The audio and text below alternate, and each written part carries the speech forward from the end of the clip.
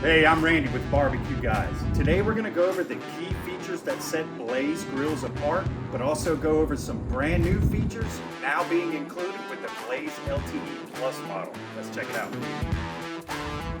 The one we have here is the 32-inch 4-burner, and they also make a 40-inch 5-burner, both available in freestanding and built-in.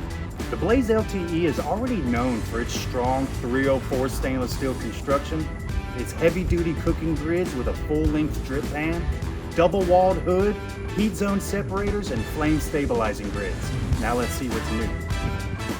The new knobs now feature a non-slip design with backlit LEDs. This works as a safety feature to let you know if the gas is flowing or the grill is on. Moving to the inside, a part of Blaze's upgrades are now being focused on user experience. They added this cool magnetic switch, which allows you to see what you're grilling at night simply by lifting the hood. This also adds extra life to the halogen bulb, eliminating the risk of forgetting and leaving your lights on at night. Another awesome feature is the new spring assist hood hinge, making this double-walled hood super light and easy to open and close.